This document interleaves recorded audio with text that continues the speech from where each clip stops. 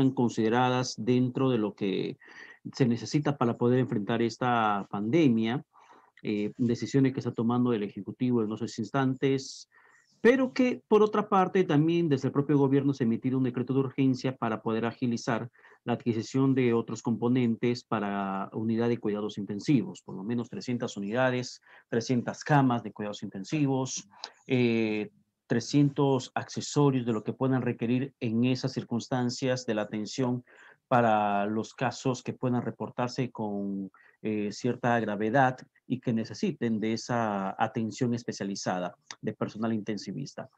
Pero, ¿cómo se maneja realmente el tema de compras del Estado en tiempos de pandemia? Ya hemos visto que a lo largo de estos meses de pandemia que se está registrando en el país, que dentro de 2 meses o menos de 2 meses estaremos cumpliendo un año dentro de este contexto global de lo que significó el COVID-19 en el mundo.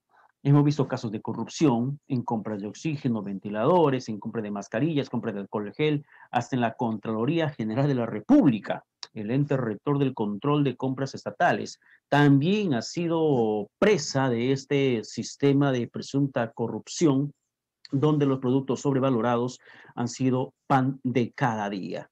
Estamos en la comunicación con Mónica Yaya. Ella es experta en temas de contrataciones con el Estado, ha sido justamente presidente directorio de contrataciones de OCE y que va a conversar con nosotros este contexto. Además, yo quiero también plantearle después a Mónica Yaya este secretismo que constantemente el gobierno viene aduciendo en el tema de cuánto nos ha costado cada vacuna a Sinopharm o AstraZeneca, en nombre de la confidencialidad que debe existir en este proceso de negociación. ¿Puede haber confidencialidad en una compra pública con recursos de los peruanos, por más que no se trate de secreto militar o algo que afectaría la soberanía nacional, como sí establece de carácter reservado y secreto la Constitución Política del Perú? Mónica, ¿qué tal? Buenos días, bienvenida a Vescable. Buenos días, muchas gracias de conversar contigo y a través de Vescable comunicarme con todos los ciudadanos seguidores de este importante medio de comunicación. En primer lugar, una de las señales de la mala estrategia en las compras del Estado es el hecho que del 100% de todos los proveedores inscritos en el Registro Nacional de Proveedores, solamente el 2% logra firmar un contrato con el Estado. Esto quiere decir no solamente que hay poca democracia en materia de reactivación económica para todos los proveedores del Estado luego de la pandemia, sino que además se confirma esta teoría que hace un buen tiempo vengo haciendo presente en los medios de comunicación, es que a falta de soborno no hay contrato. Y esa ha sido realmente la razón de la falta de interés del gobierno de Martín Vizcarra y hasta hace unos pocos días la falta de interés del gobierno del señor Sagasti en comprar las vacunas, para terminar sorpresivamente comprando vacunas a muy alto precio, $72 frente a $12 que venden otros fabricantes de vacunas a otros países de la región, ¿no? Y que además tengamos en cuenta algo, han sido comprados al Estado chino, no es a una empresa privada, es al Estado chino. Yo creo y espero realmente y de modo sincero estar equivocándome, yo creo que aquí ha tenido nuevamente que ver el tema ideológico. La misma razón ideológica por la cual el gobierno de Martín Vizcarra no aceptó el préstamo de los tanques de oxígeno de una empresa minera, ¿no? Cuando hacían falta el oxígeno y las camas UCI, una empresa minera ofreció oxígeno, su tanque de oxígeno, y el gobierno de Martín Vizcarra, teniendo al señor Vicente Ceballos como presidente del Consejo de Ministros y al señor Zamora como ministro de Salud, se negaron a aceptar esa especie de donación por un tema ideológico, porque esa minera no representaba sus intereses comunistas. Y a mí me parece Mónica, sumamente extraño. en el tema de lo que pueda significar ideológico, no puede terminar siendo bastante subjetivo. Pongamos que sea ideológico o para aquellos que señalen, pongamos que sea la oportunidad de oro comprar la vacuna de Sinopharm. Sin embargo, ideología o no, izquierdismo, comunismo o no, ¿cuál es el grado de vigilancia que en este momento se ve afectado, vulnerado desde la población hacia el gasto público, con este nombre del secretismo, de la confidencialidad que se ampara justamente la ministra de Salud y el presidente Sagasti cuanto ministro de Estado? Recordemos la entrevista la conferencia de prensa el último viernes con un periodista, un colega hace una pregunta de forma vehemente. La pregunta ha sido vehemente, no ha sido irrespetuosa, ha sido irreverente, rompió todos los cánones del protocolo de la formalidad de lo políticamente correcto. Ha sido una pregunta vehemente exigiéndole respuestas claras. Y la ministra, bueno, se paró diciendo que, entre otras cosas, que no tiene nada que responder, porque ella también había referido en más de una ocasión que es un tema de confidencialidad. Pero ¿cuánto se viene afectando el derecho a la vigilancia ciudadana del gasto público que nosotros tenemos que hacer? Dos cosas. En primer lugar, el tema ideológico no es un tema subjetivo. Es una explicación que yo quisiera, como te dije, quisiera pensar que no es la explicación correcta, pero me conduce a ella el hecho que hayamos comprado las vacunas más caras del mundo.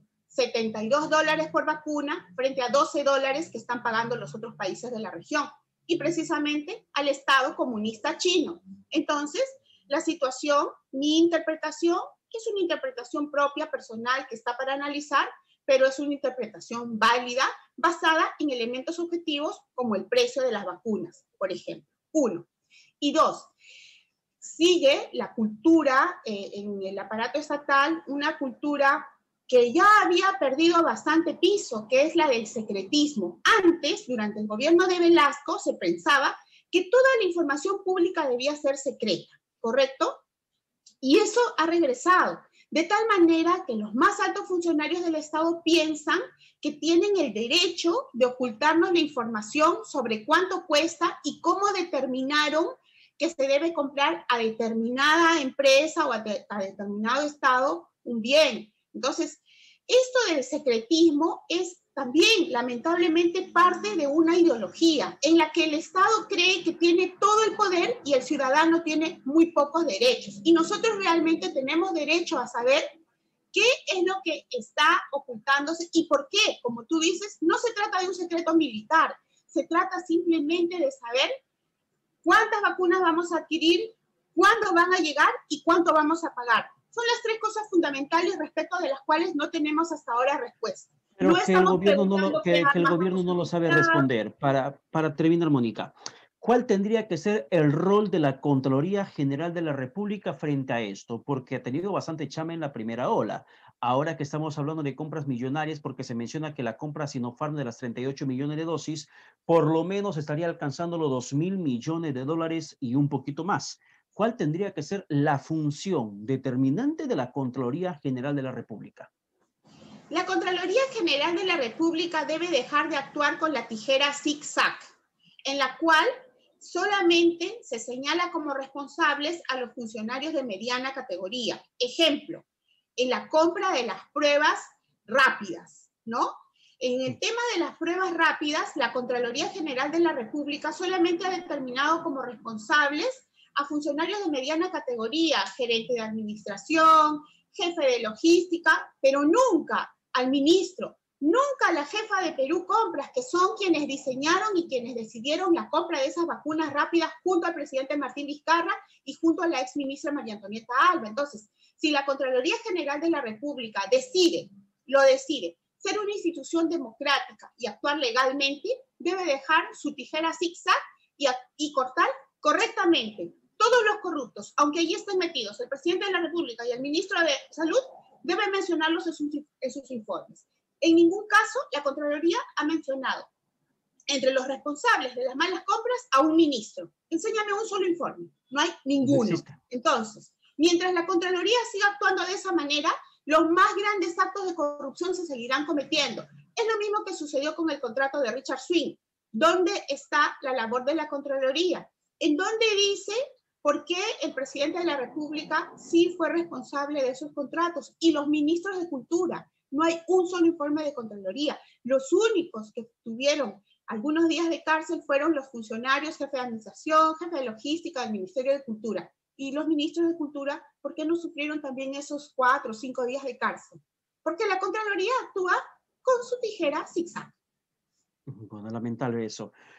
Mónica Yaya, te agradezco la comunicación y esperamos que esa situación de la vigilancia ciudadana no se vea más afectada, sino que prontamente se pueda devolver ese derecho a todos los ciudadanos de conocer a ciencia cierta qué es lo que se está haciendo con nuestro dinero de los peruanos, porque la compra de vacunas no saldrá del peculio de la ministra Pilar Macetti, no saldrá de la riqueza familiar del presidente Sagasti, saldrá del bolsillo de todos los peruanos y es importante que se pueda hacer siempre ese control. Muchísimas gracias, Mónica.